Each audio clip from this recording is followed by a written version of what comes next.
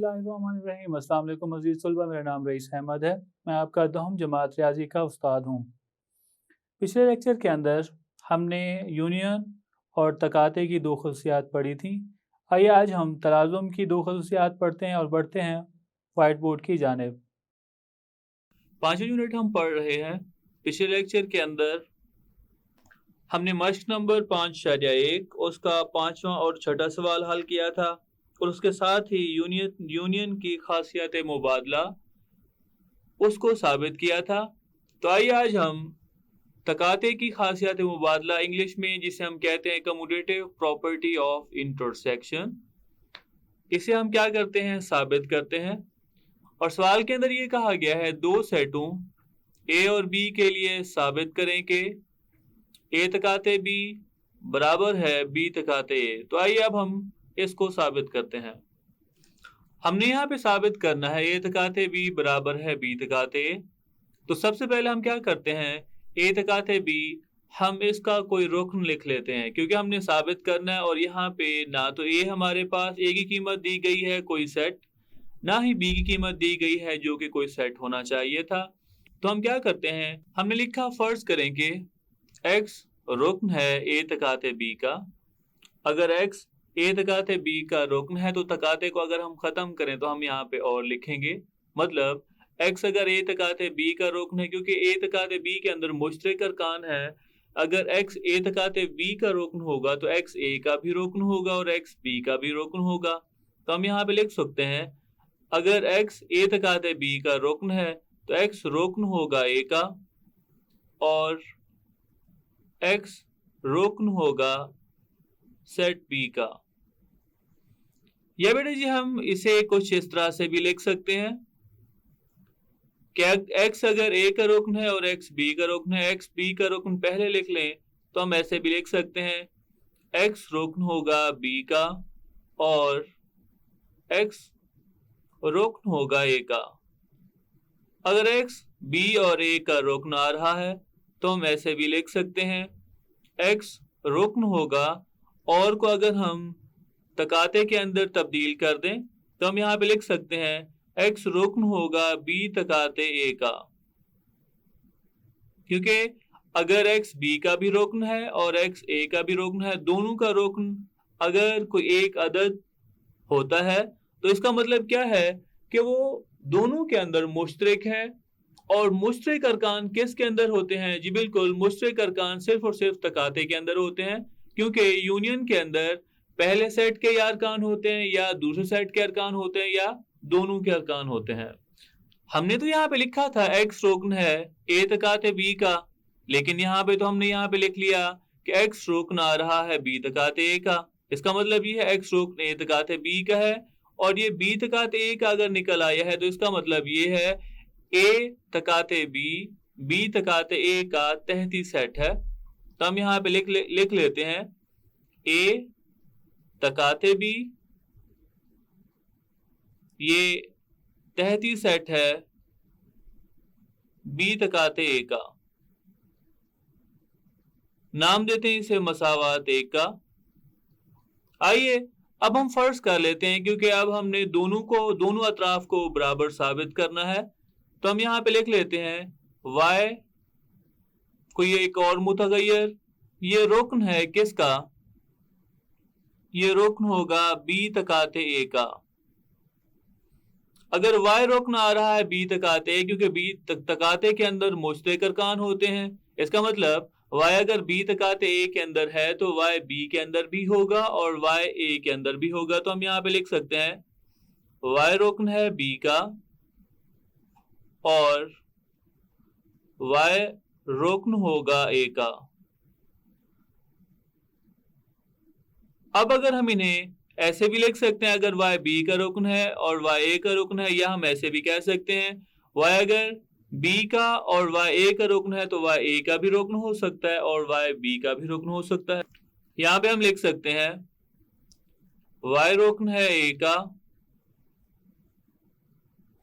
और y रुकन है b का। अगर y ए और y b दोनों के अरकान हैं तो हम यहाँ पे कह सकते हैं कि ये तब दोनों का हो सकता है रुक्न अगर y a का रुक्न है और y b का भी रुक्न है, तो y दोनों के मुश्तरक, y दोनों के अंदर क्या होगा, मुश्तरक होगा। इसका मतलब ये है कि y इन दोनों के तकाते में भी होगा, तो y रुक्न होगा a तकाते b का। हमने तो लिखा था y रुक्न है b तकाते, और यहां पे हमने ये देखा कि y रुक्न आ रहा है a तकाते b का। इसका मतलब ये है b तकाते a ये तहती सेट है किसका, a तकाते b का। नाम दें इसे मसावात 2 का। तो हम यहाँ पे देख सकते हैं मसावात 1 के अंदर हमने कहा a तकाते b ये तहती सेट है b तकाते a का, और b तकाते तहती सेट है a तकाते b का। इसका मतलब ये है अगर a तकाते b तकाते a का तहती सेट, b तकाते a तकाते b का तहती सेट है, तो ये ऐसे तहती सेट हैं जो गैर वाजिब तहती सेट हैं, मतलब दोनों सेट आपस में बराबर होंगे। तो मसावात 1 और 2 की रूह से हम दोनों सेटों को बराबर लिख सकते हैं।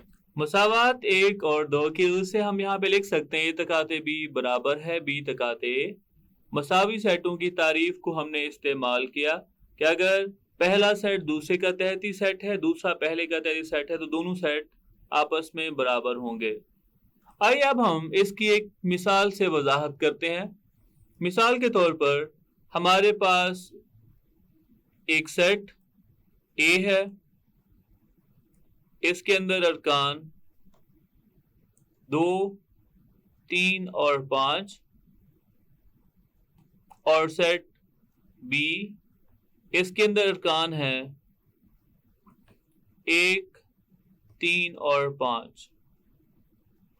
अगर हम A और B का तकाते मालूम कर लेते हैं, हम यहाँ पे लिख लेते हैं A तकाते B ये बराबर है, पहले हम सेट लिखेंगे A वो है 2, 3 और 5,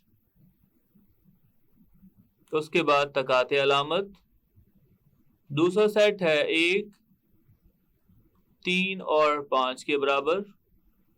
अगर दोनों का तकाते मालूम करें तो आप जानते हैं तकाते के अंदर हम वो अरकान लिखते हैं तो दोनों में मुश्तरक हों, तो दोनों के अंदर मुश्तरक 3 और 5 आ रहे हैं, तो A तकाते B बराबर है 3 और 5 के। आइए अब हम B तकाते A मालूम करते हैं।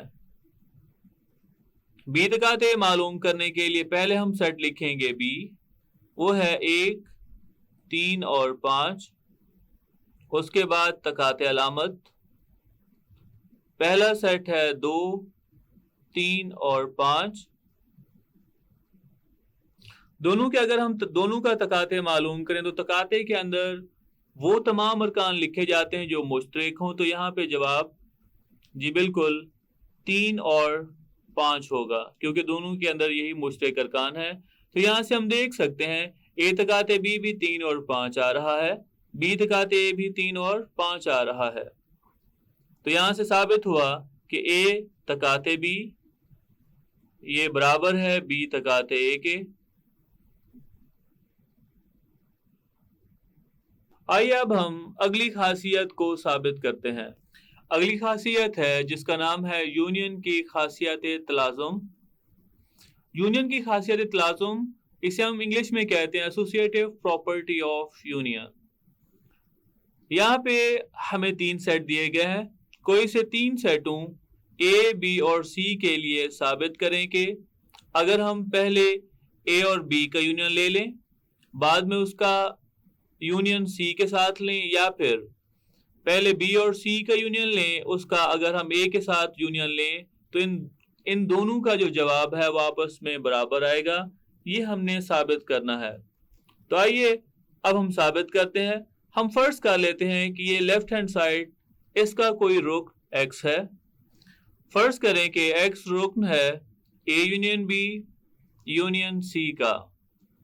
तो अब हम क्या करते हैं, हम यहाँ पे लिख सकते हैं कि X रुक्न है A यूनियन B का,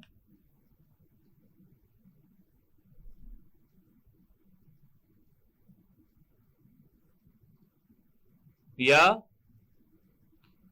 X रुकन है सी का। मजीद हम इसे लिख सकते हैं x रुकन है a का या x रुकन है b का, या फिर x रुकन है c का।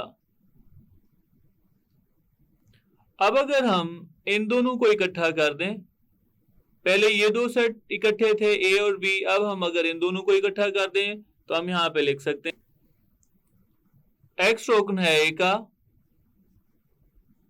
या x रुकन है b यूनियन c का।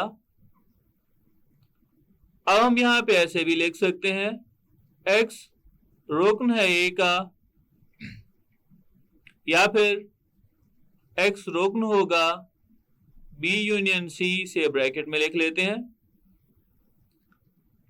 अब हम इसे लिख सकते हैं x रुकन है, अगर a का है या b यूनियन c का है तो हम यहां पे इसे लिख सकते हैं x रुकन है a union b union c का।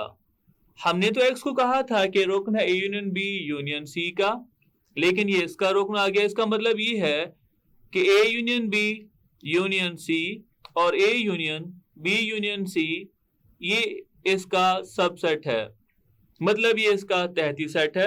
अगर x इसका भी रुकन आ रहा है तो x इसका भी रुकन आ रहा है। इसका मतलब ये है कि a union b union c ये तहती सेट है a union b union c का। नाम हम इसे देते हैं मसावात एक। मजीद अगर हम इसे हल करें तो हम यहां पे फर्ज कर लेते हैं, फर्ज करें कि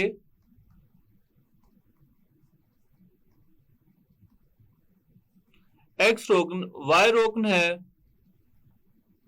a union b union c का, तो हम यहां पे लिख सकते हैं y रोकन है a का या फिर y रुकन है b यूनियन c का।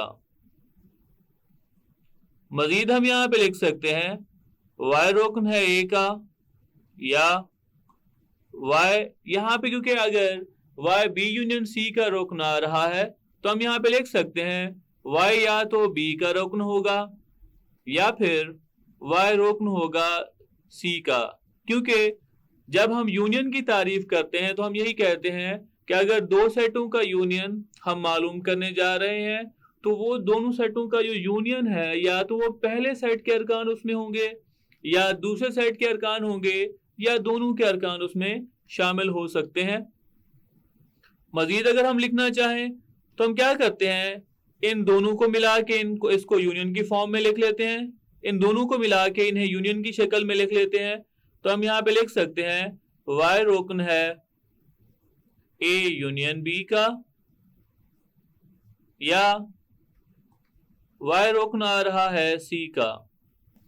मजीद लिखे तो हम यहां पे लिख सकते हैं y रुकन है a union b union c का। अब अगर हमने तो ये कहा था कि y रुकन है a यूनियन b ब्रैकेट के अंदर b यूनियन c का, लेकिन यहाँ पे तो हमने साबित कर दिया, यहाँ पे तो आ गया ये कि y रुकन है a यूनियन b और यूनियन c का। इसका मतलब ये है ये बड़ा सेट है और वो छोटा सेट है, और a union b union c इसका जो है वो तहती सेट है। तो हम यहाँ पे लिख सकते हैं कि a union b union c ये तहती सेट है a union b union c।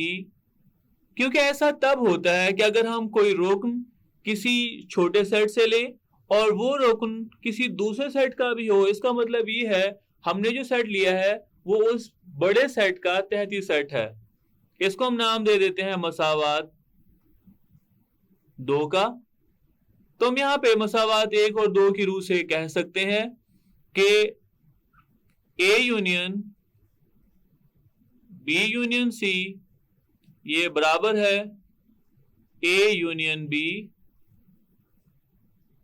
Union C के। मसावात 1 और 2 की रूह से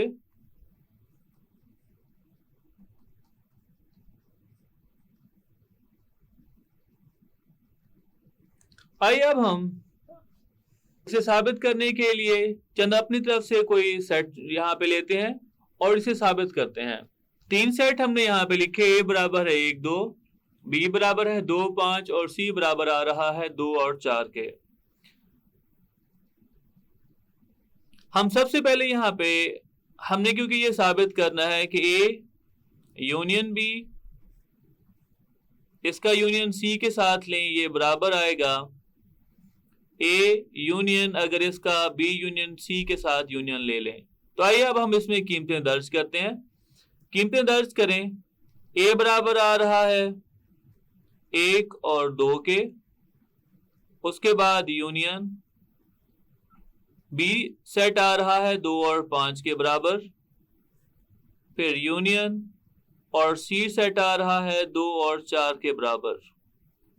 ये बराबर है ए सेट बराबर आ रहा है 1 और 2 के, उसके बाद यूनियन अलामत, बी सेट आ रहा है 2 और 5 के बराबर, फिर यूनियन सी सेट बराबर आ रहा है 2 और 4 के।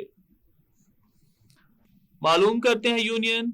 इन दो सेट का अगर हम यूनियन मालूम करें तो यहाँ पे जवाब आएगा, क्योंकि दो सेट का अगर हम यूनियन मालूम करते हैं तो तरतीब सऊदी के मुताबिक हम दोनों सेटों के अरकान लिख लेते हैं। तो अब पहले हम यहाँ पे लिखेंगे 1, फिर 2 और 5।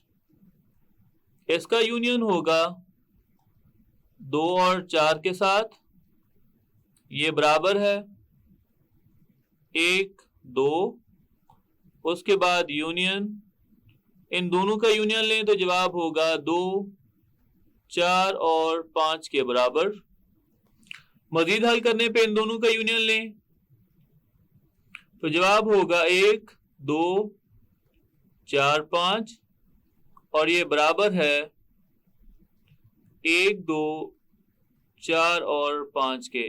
तो यहां से वाज़ेह हुआ दोनों आपस में बराबर हैं। तो ये था हमारा आज का लेक्चर, जिसमें यूनियन और तकाते की खासियत तलाज़ुम हमने उसको पढ़ा। उम्मीद करता हूँ आज का लेक्चर आपको समझ आया होगा। मिलते हैं अगले लेक्चर में।